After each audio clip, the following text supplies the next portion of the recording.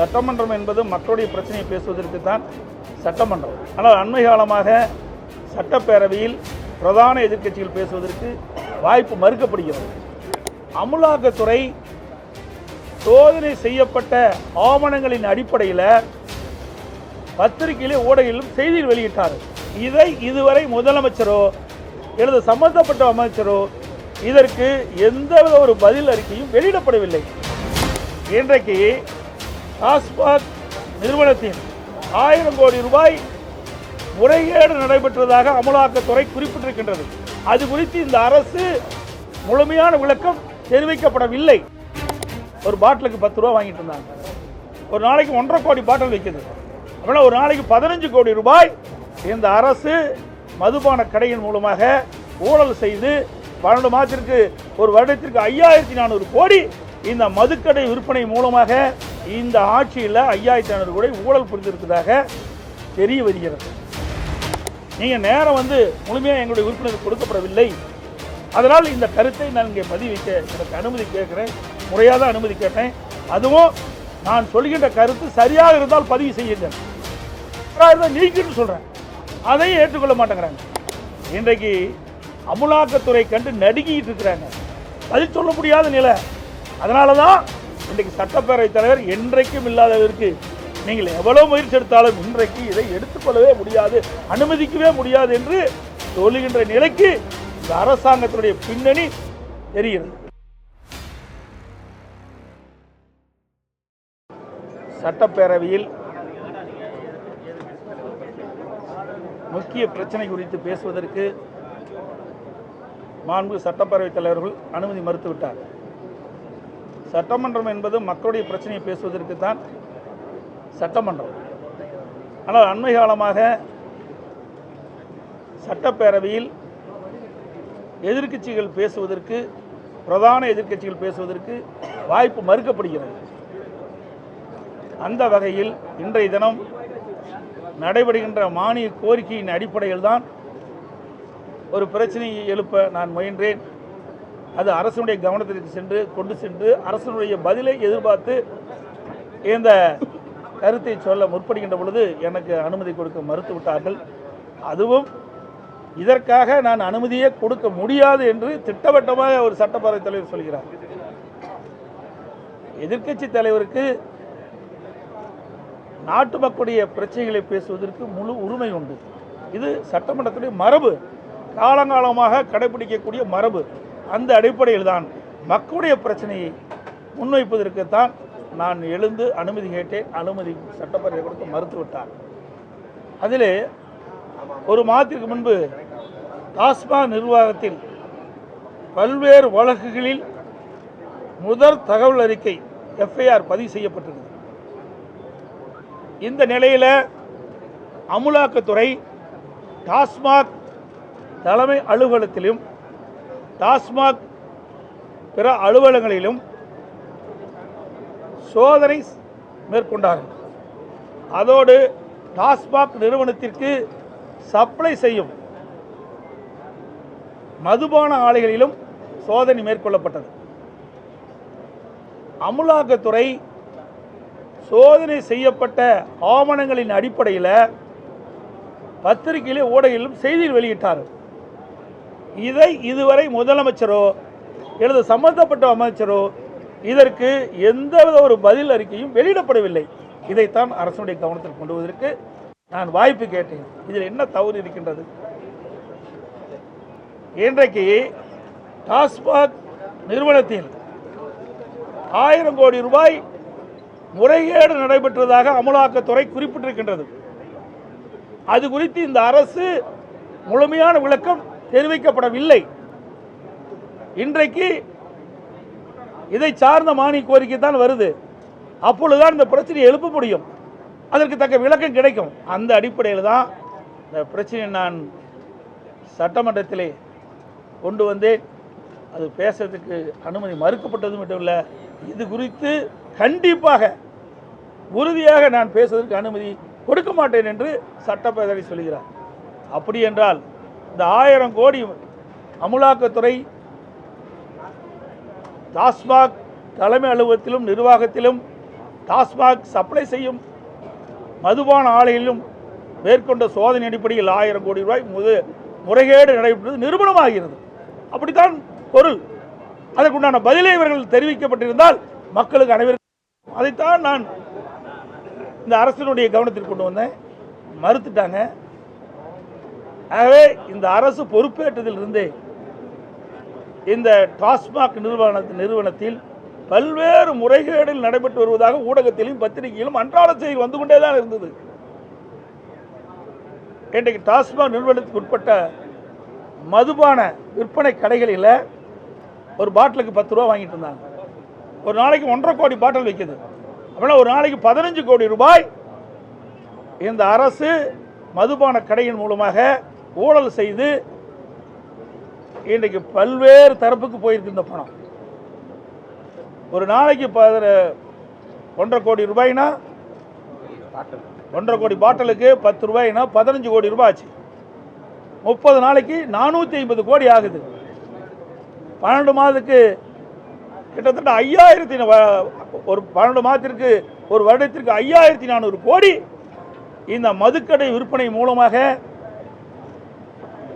இந்த ஒரு பாட்டிலுக்கு 10 ரூபா வசூல் செய்வது மூலமாக இந்த ஆட்சியில் 5500 கோடி ஊழல் புரிந்திருப்பதாக தெரிய வருகிறது. ஊடகத்திலையும் பத்திரிகையிலும் இதெல்லாம் வெளிச்சம் போட்டு காட்டினீங்க. நேற்றைய தினம் கூட டாஸ்மாக் ஊழியர்கள் ஒரு போராட்டம் நடத்திருக்கும் போது அதில் தெரிவிக்கிறாங்க, நாங்கள் வாங்கினது உண்மைதான், இது நாங்கள் மட்டும் வச்சுக்கல, பல அதிகாரிகள் கொடுத்தோம், சம்பந்தப்பட்ட அமைச்சர் கொடுத்தோன்னு கூட உங்கள் தொலைக்காட்சியில் நான் பார்த்தேன். ஆக இதையெல்லாம் சட்டமன்றத்திலே பேசுவதற்கு வாய்ப்பு மறுக்கப்பட்டது என்பதை இந்த நேரத்தில் தெரிவிக்க விரும்புகின்றேன். பேரவையுடைய மரபின் அடிப்படையில் அமைச்சர்கள் பேசும்போது கூட குறுக்கிட்டு பேசக்கூடிய அதிகாரம் எதிர்க்கட்சி நிச்சயமாக இருக்கின்றது. எதிர்க்கட்சி தலைவர் பேச முற்படும் பொழுது அவர் முற்றிலுமா வாய்ப்பு கொடுக்க மாட்டேங்கிற இந்த போக்குவரத்தை எப்படி நீங்க பாக்குறீங்க? இது கண்டிக்கத்தக்கது. அதாவது மக்களுடைய பிரச்சனை பேசுவதற்கு தான் சட்டமன்றம். பிரதான எதிர்க்கட்சி மக்களுடைய பிரச்சனை, நாட்டில் நிலவுகின்ற ஊழல், அதை முறையாக நாங்கள் சட்டமன்றத்திலே தெரிவிப்பது எங்களுடைய கடமை. அதில் பதில் சொல்வது அரசுடைய கடமை. ஆனால் இன்றைய தினம் சட்டப்பேரவைத் தலைவர் நடந்த உணவினும் ஜனநாயக படுகொலையாகத்தான் நாங்கள் பார்க்கிறோம். ஏன்னா இதில் இன்னைக்கு இந்த துறையினுடைய மானிய கோரிக்கை எங்களுடைய உறுப்பினர் அண்ணன் நத்தம் விஸ்வநாதன் அவர்களுக்கு 10 நிமிடம் தர்றாங்க. ஒரு துறையினுடைய பிரச்சனையை 10 நிமிஷத்தில் எப்படி பேசி தீர்க்க முடியும்? அது 10 நிமிஷத்தில் கொடுத்துக்கிட்டு இவ 5 நிமிஷம் எடுத்துக்கிறாங்க. இது எப்படி போய் உரையாற்ற முடியும்? எப்படி இந்த துறை எவ்வளோ பெரிய துறை? இன்றைக்கு கோடை காலம் வந்துட்டது, இன்றைக்கி மின்வெட்டு பல இடத்துல ஆரம்பிச்சிட்டது. இதையெல்லாம் அரசுடைய கவனத்திற்கு கொண்டு வந்து மின்வெட்டு இல்லாத ஒரு மாநிலமாக உருவாக்குவதற்கு என்ன ஆலோசனை எங்களால் கொடுக்க முடியுமோ அதை கொடுப்பதற்கு தான் என்னுடைய சட்டப்பேரவை உறுப்பினர் அவர்கள் பேசி கொண்டிருந்தார். இடையிலே மறிக்கப்பட்டது. அது மைக்கு வேற குறைவாக இருந்தது. மைக்கே வேணே மைக்கு சவுண்டு வைக்கல.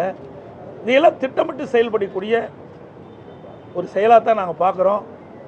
ஏன்னா ஒரு அரசாங்கத்துக்கு ஒரு ஆக்கப்பூர்வமான ஆலோசனை வழங்கப்படுகிறது. என்னென்னா ஒரு கிட்டத்தட்ட ஒரு 7-8 ஆண்டு காலம் மின்சாரத்துறை அமைச்சராக இருந்தவர். இன்றைக்கு கோடை காலத்தில் மின்சார தேவை எவ்வளவு தேவைப்படுகிறது, அதை எப்படி சரி செய்வது என்ற ஆக்கப்பூர்வமான கருத்தை எல்லாம் சொல்லிட்டு இருந்தார். டைம் கொடுக்க மறுக்கிறாங்க. அதுக்கடுத்து ஆயத்தேர்வு, அதுக்கு டைமே கொடுக்கல. அப்புறம் தான் நான் எழுந்திருச்சு அவருக்கு நேரம் ஒதுக்காத காரணத்தினால மக்களுடைய பிரச்சனை இன்றைக்கு நாட்டில் இருக்கிற மக்கள்லாம் பேசிகிட்டு இருக்கிறாங்க. பத்திரிகையில் ஊடகத்தில் செய்தி வந்துகிட்டு இருக்குது, அமலாக்கத்துறை செய்தி வெளியிட்டு இருக்குது. இதையெல்லாம் நான் அரசுடைய கவனத்திற்கு கொண்டு வருவதற்கு தான் நான் அனுமதி கேட்டேன். அனுமதி மறுக்கப்பட்டு விட்டார். மானியத்தில் பேசும்போது 0 ஓவரில் ஏன் எழுப்பலன்றாங்க, 0 ஓவரில் பேசும்போது மானியத்தில் இது கரெக்டு. அதாவது நான் இன்னைக்கு 0 ஓவரில் எழுப்பலான் இருந்தேன். இன்றைக்கு மானிய கோரிக்கை வந்ததுனால எதை எழுப்பக்கூடாது, சம்மந்தப்பட்ட அமைச்சரே இருக்கின்ற காரணம், அந்த துறையை வைக்கின்ற காரணத்தினால இந்த மானிய கோரிக்கையில் எங்களுடைய உறுப்பினர் பேசுவதற்கு தயாராக இருந்தால் அவருக்கு கொடுக்கப்பட்ட நேரம் இவ்வளவுதான் என்று நிர்ணயிக்கப்பட்ட காரணத்தினால அதற்கு மேல் அவர் பேச முடியல, அடுத்த துறைக்கு போக முடியல. அதனால் நான் எழுந்து பேச வேண்டிய நிலைக்கு தள்ளப்பட்டேன். அதையும் சொல்லிட்டு தான் நான் பேசுகிறேன். நீங்கள் நேரம் முழுமையாக எங்களுடைய உறுப்பினருக்கு கொடுக்கப்படவில்லை, அதனால் இந்த கருத்தை நான் இங்கே பதிவிக்க எனக்கு அனுமதி கேட்குறேன். முறையாக தான் அனுமதி கேட்டேன். அதுவும் நான் சொல்கின்ற கருத்து சரியாக இருந்தால் பதிவு செய்யுங்கள், தவறாக இருந்தால் நீக்கிட்டு சொல்கிறேன். அதையும் ஏற்றுக்கொள்ள மாட்டேங்கிறாங்க. பொதுவாக எதிர்கட்சி தலைவர் எழுந்து பேசினா எப்போ வேணாலும் பேசணும், பதில் பேச அனுமதிப்பாங்க. இதுதான் வழக்கம் பார்த்துருக்கோம். ஆனால் இன்றைய நடைமுறை சபாநாயகர் சுத்தமாக பேசக்கூடாது. அதாவது அனைத்து இந்திய அண்ணா திராவிட முன்னேற்ற கழக ஆட்சி என்பது ஒரு ஜனநாயக முறைப்படி நடைபெற்ற ஆட்சி. ஜனநாயக முறைப்படி நாங்கள் பேசுவதற்கு அனைவருக்கும் வாய்ப்பு கொடுத்தோம். மாண்புமிகு அம்மாவர்கள் முதல்வர் தலைவர்கள் பொன்மனச்செம்மல் புரட்சித் தலைவர் எம்ஜிஆர் காலத்திலும் சரி, மாண்புமிகு நீதியும் புரட்சித் தலைவி அம்மாவுடைய காலத்திலும் சரி, நான் முதலமைச்சர் இருந்த காலத்திலும் சரி, சட்டமன்றத்திலே எதிர்க்கட்சி உறுப்பினர்கள் பேசுவதற்கு அதிக வாய்ப்புகளை கொடுத்தோம். அப்படி வாய்ப்புகள் கொடுத்தா தான் அவர்கள் பேசுகின்ற கருத்தின் அடிப்படையில் அந்த பிரச்சனையை தீர்ப்பதற்கு வழிபிறக்கும். அது ஒரு ஆரோக்கியமான அரசியலாக இருந்தது, ஒரு ஆரோக்கியமான அரசு செயல்பட்டது. இன்னைக்கு அப்படி அல்ல. இன்றைக்கு அமலாக்கத்துறை கண்டு நடுங்கிட்டு இருக்கிறாங்க, பதில் சொல்ல முடியாத நிலை. அதனால தான் இன்றைக்கு சட்டப்பேரவைத் தலைவர் என்றைக்கும் இல்லாதவருக்கு நீங்கள் எவ்வளோ முயற்சி எடுத்தாலும் இன்றைக்கு இதை எடுத்துக்கொள்ளவே முடியாது, அனுமதிக்கவே முடியாது என்று சொல்லுகின்ற நிலைக்கு இந்த அரசாங்கத்தினுடைய பின்னணி தெரிகிறது. திட்டமிட்ட செயல். நயினார் நாகேந்திரன் அவர்கள் ஒரு அரை மணி நேரம் சந்தித்து பேசியிருக்கோம். ஏதோ ஒரு முக்கிய முடிவு எடுக்கப்பட்டிருக்கா? ஏங்க எங்கிட்ட எல்லாம் தான் வராங்க. பாட்டாளி மக்கள் கட்சி எம்எல்ஏ தினம் வந்துட்டு இருக்காரு, அதுக்கு முட்டி விட. ஏங்க ஒரு சட்டமன்ற உறுப்பினர் வர்றாரு, பேசுகிறாரு, போகிறாரு. நீங்கள் வெளியில் வாங்காடி இன்றைக்கி என் ரூம் வந்து தெரியுது. நாங்கள் லாபியில் நாங்கள் முதல்ல பேசிட்டு தான் இருக்கிறோம், பேசாதெல்லாம் கிடையாது. ஆக சட்டமன்ற உறுப்பினர் என்ற முறையில் நாங்கள் வந்து பேசுகிறோம், அவ்வளோதான், வேற ஒன்றும்லாம் கிடையாது. அதாவது மின்சாரத்தை பொறுத்த வரைக்கும் இப்பொழுதே மின்தடை ஏற்பட்டு விட்டது. இன்றைக்கு சென்னை மாநகரம், சென்னை புறநகர் பகுதியில் பார்த்தீங்கன்னா இந்த ஒரு வார காலமாக இரவில் அடிக்கடி மின்தடை ஏற்படுகிறது. இதனால் மக்களுடைய தூக்கம் இழந்து காலையில் வேலைக்கு செல்ல முடியாத ஒரு சூழ்நிலை, வியாபாரிகள் பணிக்கு செல்ல முடியாத நிலை இருக்குது. இதையெல்லாம் நாங்கள் அரசுடைய கவனத்துக்கு கொண்டு வர இருந்தோம், அதுக்கெல்லாம் வாய்ப்பு கொடுக்க மறுத்துட்டாங்க. அதோட இன்றைக்கு விவசாயிகளுக்கு பகலில் 6 மணி நேரம் மின்சாரம், இரவில் 8 மணி நேரம் மின்சாரம் கொடுக்குறாங்க. எப்படி வேளாண்மை மேற்கொள்ள முடியும்? அதிமுக ஆட்சி இருக்கின்ற பொழுது விவசாயிகள் பம்பு செட்டுக்கு 24 மணி நேரம் மும்முனை மின்சாரம் கொடுத்தோம். அப்போ தான் விவசாயிகள் வந்து வேளாண்மை மூலியமாக மேற்கொள்ள முடியும். ஏன்னா பகல் நேரத்தில் விவசாயிகள் பம்பு செட்டுக்கு மின்சாரம் கொடுத்தா தான் விவசாயிகளுடைய பயிர்கள் பயிரிட முடியும். அப்போ தான் விவசாய தொழிலாளர்கள் பணிக்கு வருகின்ற போது அந்த பம்பு செட்டுக்கு மின்சாரத்தை பயன்படுத்தி அந்த பயிர்கள் நடவு செய்ய முடியும். ஆனால் இந்த அரசுக்கு அதெல்லாம் கவலைப்படுறதே கிடையாது.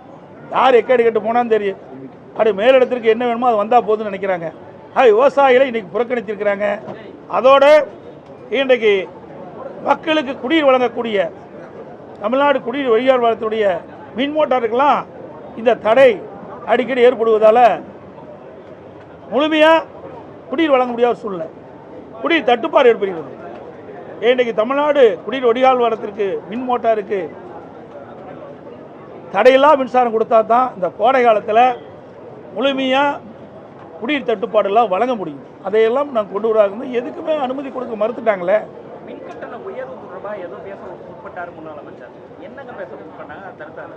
அதாவது இந்த அரசு ஏற்பட்ட பிறகு சுமார் 52% மின்கட்டணத்தை உயர்த்திட்டாங்க.